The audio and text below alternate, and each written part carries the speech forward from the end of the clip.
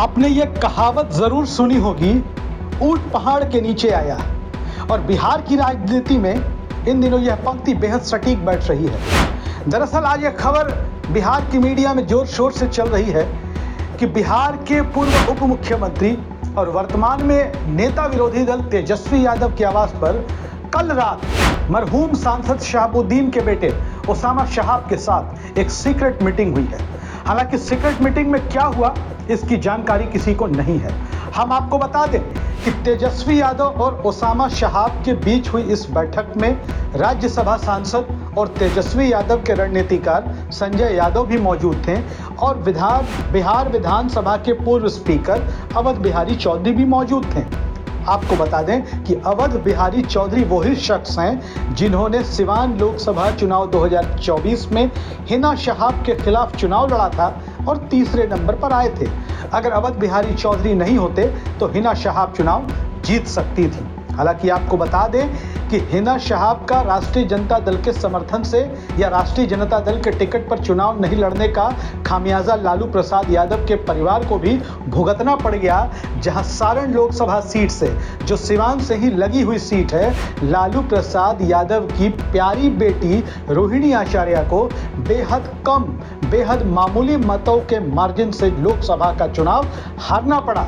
यानी कि वो रोहिणी आचार्य जिन्होंने लालू प्रसाद यादव को अपनी किडनी दी थी, जो लालू प्रसाद यादव की सबसे प्यारी सबसे नजदीक बेटी हैं, वो अपने जीवन का पहला लोकसभा का चुनाव हार गई। और ये कहा जा रहा है कि अगर सिवान लोकसभा सीट से लालू प्रसाद यादव ने हिना शहाब को टिकट दिया होता, हिना शहाब अगर राजद के टिकट पर नहीं लड़ना चाहती थी, तो वहां हिना शहाब के समर्थन में और दिवंगत सांसद शहाबुद्दीन के सम्मान में अगर वो सीट छोड़ देते तो रोहिणी आचार्य भी चुनाव जीत जाती और हिना शहाब भी चुनाव जीत जाती। और जाहिर तौर पर अगर हिना शहाब चुनाव जीतती तो वो इंडिया गठबंधन के खेमे में ही रहती, ना कि एनडीए के साथ जाती।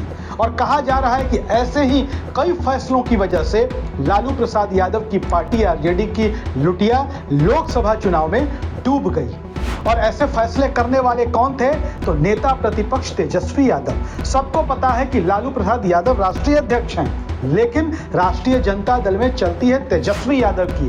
तेजस्वी यादव ही सारे फैसले लेते हैं और तेजस्वी यादव संजय यादव के कहने पर फैसले लेते हैं। और तेजस्वी यादव को ऐसा लगने लगा था कि मुस्लिम वोटों के तो हम मालिक हैं, हिना शहाब अगर हमारे साथ नहीं भी रहेंगी तो कोई फर्क नहीं पड़ता है। लेकिन हिना शहाब जब नहीं रही तो फर्क इसका साफ दिखा कि लालू प्रसाद यादव के परिवार की ही उम्मीदवार सिवान के बगल की ही सीट से चुनाव हार गई। खैर, अब ऊंट पहाड़ के नीचे आ चुका है। तेजस्वी यादव और ओसामा शहाब के बीच पैचअप की खबरें मिल रही है। इसके पहले भी राष्ट्रीय जनता दल के विधान पार्षद विनोद जायसवाल के आवास पर लालू प्रसाद यादव और हिना शहाब के बीच मीटिंग हुई थी। उसमें कई सारी बातें निकली थी और बातें क्या हुई थी वो कभी सामने नहीं आ पाया।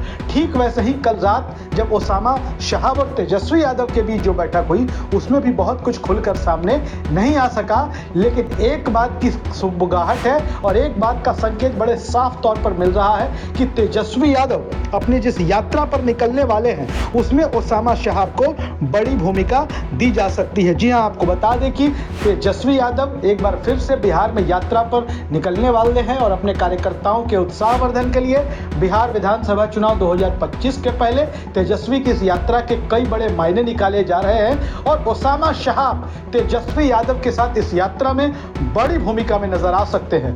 वीडियो अच्छा लगे तो पसंद करिए और अपनी राय जरूर लिखिए। धन्यवाद।